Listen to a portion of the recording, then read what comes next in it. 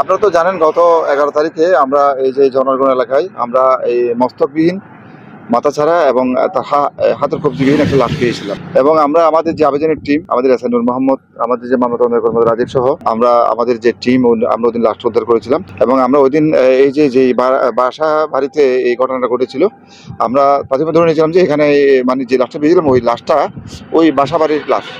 এবং ওই দিনে আমরা ধরে নিয়েছিলাম যে ওই বাসার যে মালিক, যে বাসা ভাড়া নিয়েছিল, সে এটার হত্যাকারী হতে পারে।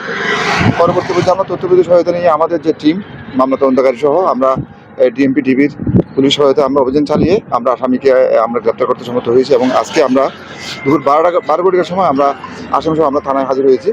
তা আসামের বক্তব্য নিয়েছি, আসামের দেওয়া তথ্য মতে আমরা ঘটনাস্থলে জনারগুন এলাকায় ওই তারা বাসা আমরা যাই। ওখানে গিয়ে আমরা আসামির দেখানোর মতে সেই কীভাবে এই ঘটনাটা ঘটিয়েছে সব কিছু আমাদের দেখিয়ে দেয়।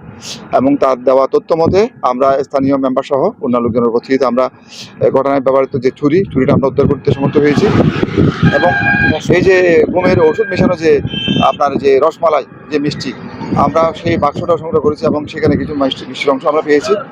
তো পরবর্তী পর্যায়ে আমরা তার বক্তব্য প্রেক্ষিতে যে সেই যে এই লাস্ট সে আমাদের জানায় যে ওই মস্তকবিহীন যে মানে যে মাথা, লাশের যে মাথা এবং কবজি, সে একটা মাথাটা একটা বালিশের কাভারে এবং হাতের কবজিগুলো একটা পলিথিনে সে মুড়িয়ে সে আপনার এই যে বাক্কালি ব্রিজ যেখানে আমরা দাঁড়িয়ে আছি সেখানে এই ঘটনার পরে ঘটনা, তো তার বক্তব্য মতো আমরা যেটা পাচ্ছি সেই 27 ঘটনা 27 তারিখে সেই এখানে সন্ধ্যায় সেই লাশটা মানে হাতের মাথা, লাশের মাথা এবং কবজি সে এখানে এই যে ইয়ার মধ্যে একটা প্যাকেটের মধ্যে সেখানে ফেলছে বাক্কালি ব্রিজে।